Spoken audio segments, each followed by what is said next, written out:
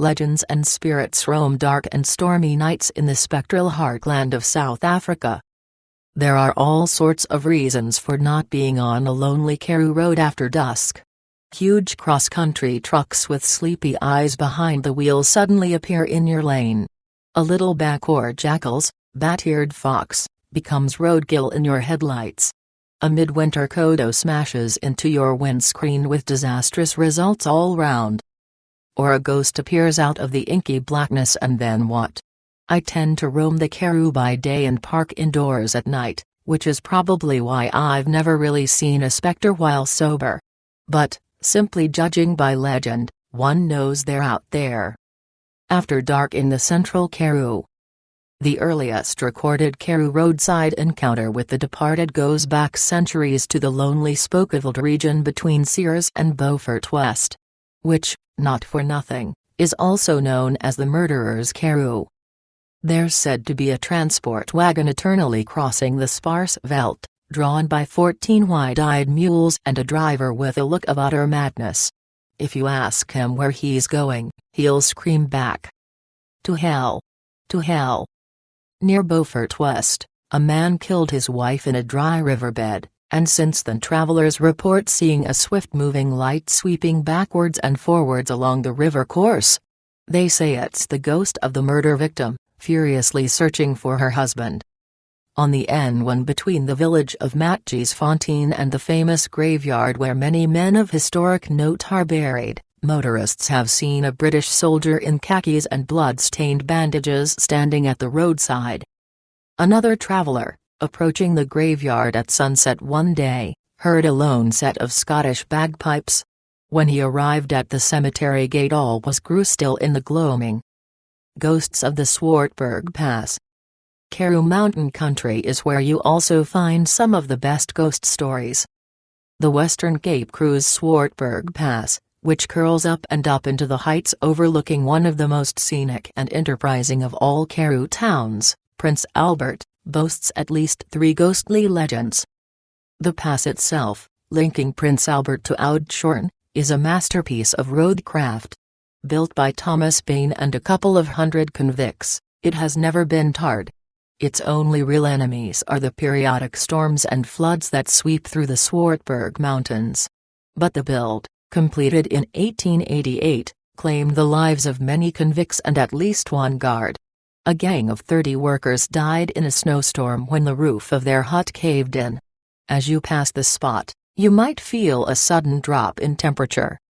Just before you turn off to Dehel is where a convict guard accidentally shot himself. His remnant spirit still haunts the site.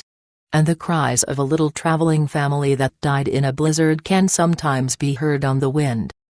Uniondale, oh Uniondale. Down Route 62 near the twin villages of Amalienstein and Zor is the turn-off to the Beaufort Pass.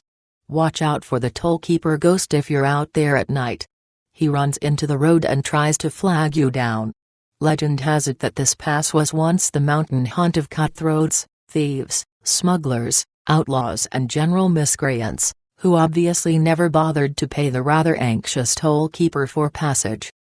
When you're driving past Uniondale, the little Karoo town set in the Camanassi Mountains, try not to give anyone a lift, especially if she's a young woman. One Maria Charlotte True died here in a car accident in 1968. Since then, there have been many reports of a nighttime hitchhiker who climbs into your car, sits for a while and then simply vanishes. Ghost towns. Another favorite daytime occupation of mine is wandering around a ghost town in the Karoo. There's usually a broken-down railway siding, a ruined residence or two, perhaps the remains of a hotel terrace or an empty swimming pool around. On the N10 up to Uppington in the Northern Cape, you'll find turn-offs to Putsunderwater and Draghender. Both were once thriving railway communities in the southern Kalahari, and there are still people in the district who remember the parties. It's only when you walk around a pile of bricks and wonder who lived here and why that you really begin to understand the value of narrative and legend. One would think cemeteries were sad places that present an off chance of zombie encounters. In the Karoo, A graveyard is nothing more sinister than a serene and spellbinding house of stories. Valley of the Stiffs. Craddock's Valley of the Stiffs is packed with a war general, a polar explorer, rugby fanatics, a famous astronomer, rows of deceased nuns, a substantial Jewish presence and a lucky chap who was laid to rest by the local sober society. Karoo museums are notorious for their dusty old dioramas, lifestyle displays from the Victorian era and dilapidated collections. But if you know your spooky stuff, you'll realize that they are perfect for hauntings. Just ask Johann Tolkien, curator of the Richmond Horse Museum. He says he shares his office with the ghost of a little boy wearing a pale shirt. He once walked right through a wall and kicked me here, in the leg. But now he doesn't bother me, and I don't bother him. Ghost towns, museum specters, graveside spirits, roadside wraiths and mountain hauntings might abound here in the Karoo, but they're nowhere near as popular as the faithful old hotel spook. A good hotel ghosting. Rest assured, a Karoo hotel apparition is rarely malignant. A bad ghost is not good for business. A shiver down the spine maybe perhaps ghost is possibly the best marketing tool around. Of course, the Lord Milner in Matjesfontein has the most intriguing hotel ghost stories. Topping the list is the tale of Kate the nurse, who used to play card games like Beggar My Neighbor and cribbed with her patients during the Anglo-Boer War when the hotel was a temporary convalescent home for Brit soldiers. They say she sometimes stares down from a turret, and that you can occasionally hear her shuffling cards late at night. At the Swartburg Hotel in Prince Albert, ghosts are said to inhabit two Victorian-era landscape paintings. If you can sense these things, you will see a woman's glare that wasn't there before, and a pond slowly turning blood red. The Walkaway Book Hotel Ghost. In the legendary little Free State town of Bethlehem, there's a ghost with literary leanings wandering the passageways of Anthony Hawking's Book Hotel. Hawking owns more than 150,000 books and a monster vinyl collection. "Indeed, we have a hotel ghost," said Hawking. "But it's really not that frightening. People have just noticed it walking away from them." Many years ago we met up with Dr. Peter Lesueur at the Memorial to the Honored Dead in Kimberley for a sunset sherry and an unforgettable ghostly tour. "This town has 126 haunted sites," he said. "Not including the Magersfontein battlefield." Dr. Lesueur spoke of the different types of spooks that exist, or not, in this world, or the next, astral projections, a recently departed loved one, a mischievous poltergeist and the haunting ghost that appears when the metaphysical environment is suitable. The feisty Mrs. Visser. You sometimes find Karoo house ghosts with impeccable manners, like the feisty Mrs. Visser of Jagersfontein in the southern Free State. When her husband Cornelius died, Mrs. Jacoba Magdalena Cecilia Visser inherited the original farm on which Jagersfontein village stands today. Nearly overnight she became a very rich woman. It was her overseer, a Mr. de Klerk, who discovered a 50-carat diamond in a dry old stream bed on the farm in 1870. After that, the world came to Mrs. Visser's front door in the form of fortune seekers with the diamond rush glint in their eyes. Mrs. Visser sat on her stoop and collected £2 a month from each digger, who would then have prospecting and mining access to 20 square feet of her property.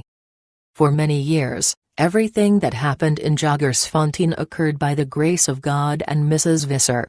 And it seems the willful widow still likes to keep an eye over things. Current owner of the Visser house, Jill Barnard, once confirmed to us. She inhabits the sitting room, where visitors' hair stands on end at times, even when they know nothing of her existence. My Yorkie barks at her, and she's been seen kneeling before the fireplace and eating a solitary dinner at the dining table. The farmer's niece. But in-house ghosts are not always that polite. On a farm outside Uniondale shortly before the Anglo-Boer War, a poltergeist targeted the farmer's niece, a certain Miss Meyer. After supper one night she went to bed, blew out the candle and suddenly woke up with her hair tied around the bedpost. Her yells of terror roused the others in the house. Miss Meyer's hair was loosened, she was settled back in her bed and the candle was extinguished. Suddenly she screamed once more, a match was struck and lo! There were her tresses, firmly wrapped around the bedpost. 3 of those present saw the spook. Eyewitness C.H. Bisson told Derek Rosenthal, who recounts the story in his book, They Walk in the Night. They say it resembled a phosphorescent crab with 2 huge pincers. They saw it floating about the room, touching here and there. On a former occasion it assumed the form of a skeleton hand with 2 fingers. The Poker and Tongues Boogie. Heading northeast from Uniondale, we follow the merry ghost trail to Burgersdorp and the tale of the feisty fire irons. It happened at the home of a Mrs. Anderson, as she and some guests were relaxing at the fireside with a sherry one night. Suddenly the Poker and Tongs jumped off their stand and began to dance around the lounge. It is reported that Mrs. Anderson fetched the family Bible and read to the fire irons, eventually calming them down. As one does in these situations,